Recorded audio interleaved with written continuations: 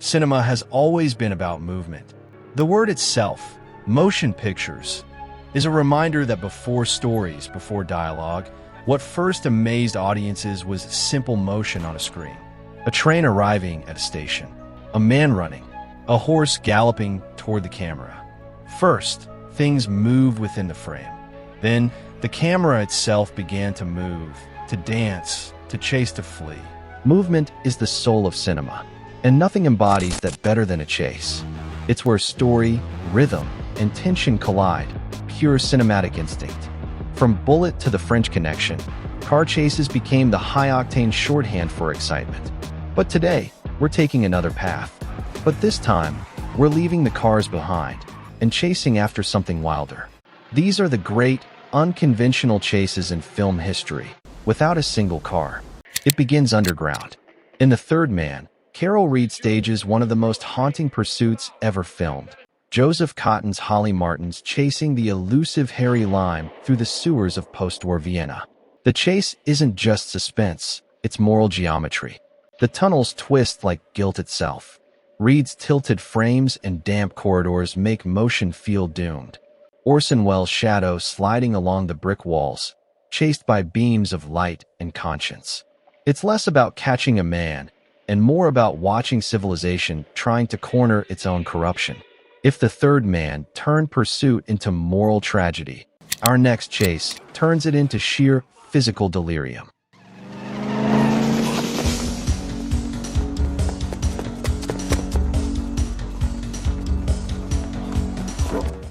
Catherine Bigelow films movement like a pulse. In Point Break, Johnny Utah's foot chase after Bodie tears through backyards, alleys, and fences, pure adrenaline, pure cinema. The camera moves handheld, like it's gasping for air alongside the characters. When Utah finally corners Bodie, his weapon trembling, he can't pull the trigger. It's not just a chase, it's devotion in disguise. Bigelow makes velocity spiritual. Two men running not from the law, but from themselves. But the chase was never just about adrenaline. Even Noir knew that. Let's go back to the shadows.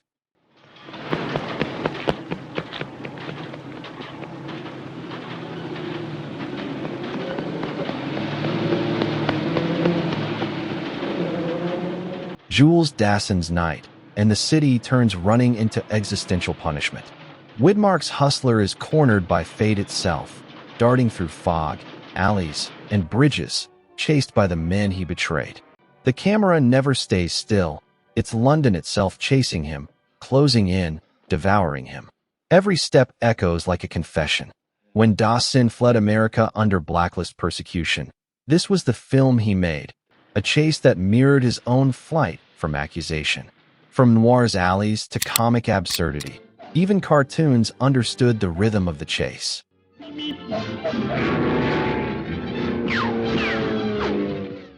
Chuck Jones' Fast and Furry-ous was the first Road Runner short, and maybe the purest chase ever drawn. No dialogue, no subtext, just motion, anticipation, and failure. The coyote's endless pursuit becomes cinematic language distilled. Setup, pause, punchline. Timing replaces realism. Motion becomes music. In these desert ballets of futility, Jones proved that cinema doesn't need logic to move us, only rhythm. But not all chases are played for laughs. Some are hunts, primal, relentless, and terrifying.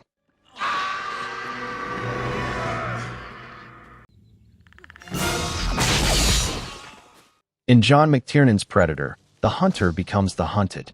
When Dutch crawls through the jungle, camouflaged in mud, chased by an invisible alien, the chase reverses evolution. The film strips away technology, dialogue, even identity, until only survival remains. Each movement is primal cinema, light, shadow, breath. It's not about running faster. It's about who adapts first. And sometimes, the hunter and hunted are both human, trapped in a forest that feels almost mythic. William Friedkin's The Hunted feels like a stripped-down echo of The Fugitive, raw, elemental, and haunted by the same faces. Tommy Lee Jones once again plays the relentless pursuer, but this time his chase of Benicio del Toro begins not in the wilderness, but in the modern city, a concrete maze of alleys, bridges, and elevated trains. The sequence is brutally efficient. No score, no spectacle, just breath and metal. Jones hunts through crowds and subway tunnels until the chase explodes onto a moving train, a mechanical heartbeat pounding through steel and shadow. Friedkin's handheld camera stays close, claustrophobic, forcing us to feel every movement, every impact. And speaking of Friedkin, his spiritual ancestors made the American chase mythic long before him. Hitchcock's North by Northwest is maybe the most famous chase with no car in sight. A man in a suit, stranded in an empty field, running from a plane. The genius of it? Stillness. Hitchcock replaces the crowded city chase with pure geometry, sky, dust, man, and machine. It's the modern world hunting the individual, an image of paranoia so powerful it became myth.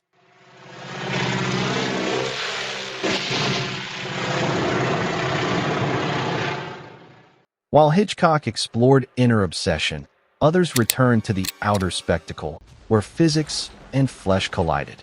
Few images scream cinema like Indiana Jones running from a boulder. Spielberg turns pulp into ballet.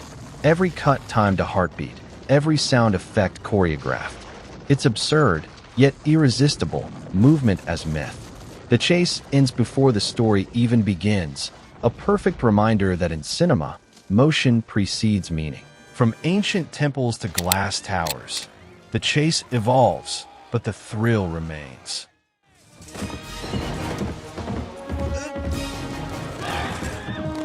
Going onto the back. Copy that. In True Lies, James Cameron delivers a chase that's both absurd and sublime. A spy on horseback pursuing a terrorist on a motorcycle through a luxury hotel. The sequence moves from the streets to elevators to rooftops, each cut a punchline to the previous one.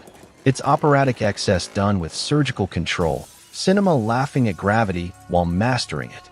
Cameron understands what Keaton did.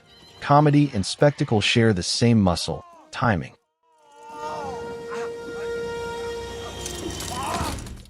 But while Cameron went vertical, John Woo went nautical. In Face/Off, John Woo stages a Baroque ballet on water, a boat chase where every collision feels like an exorcism. It's two men literally wearing each other's faces, their pursuit exploding across waves and wreckage. Woo choreographs mayhem like an opera. The boats crash, but the real impact is metaphysical, pursuit as identity crisis. When you chase yourself, where do you stop? And speaking of relentless pursuit, Mission Impossible takes that obsession to the limit, where the chase finally left the ground. Tom Cruise, sprinting across the roof of a speeding train, chased and being chased at the same time, by Jon Voight by betrayal, and by a helicopter cutting through the tunnel behind him. It's not just motion, it's propulsion.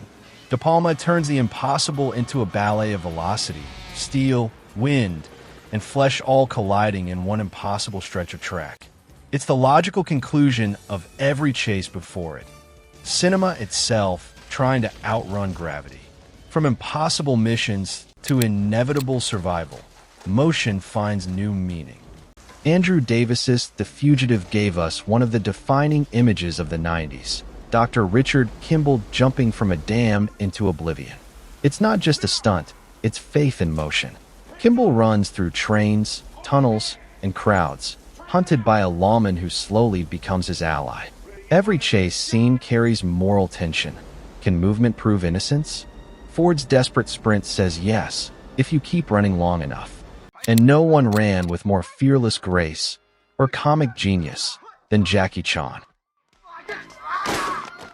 Jackie Chan's police story is pure kinetic cinema.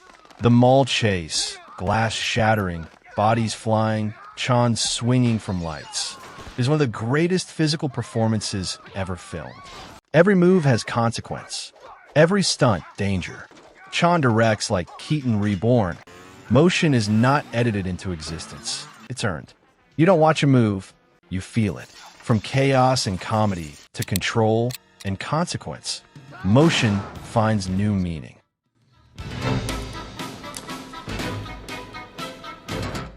Brian De Palma films pursuit like a symphony. In The Untouchables, Eliot Ness chasing Nitti through the courthouse feels less like action and more like ritual. After his crimes are exposed, Nitti runs through the maze of pillars and sunlight, bullets echoing against stone. Ness follows, moral fury in motion. The camera tilts, tracks, and finally corners Nitti on the ledge, a literal edge between law and vengeance. When Ness sends him falling to his death, it's not triumph. It's gravity reclaiming corruption. De Palma closes the loop. The chase ends where justice becomes its own trap. Every staircase, every reflection, every cut carries moral weight. Ness isn't just hunting a killer. He's climbing toward justice. And when he finally corners Nitti, the chase stops, not in chaos, but in clarity. De Palma reminds us that pursuit is never only physical. It's about who stands still last. And if De Palma's camera waltzed with morality, another filmmaker turned the chase into mechanical grace. Buster Keaton's The General remains one of the greatest chase films ever made, and not a car in sight. A man, a train, and a nation divided.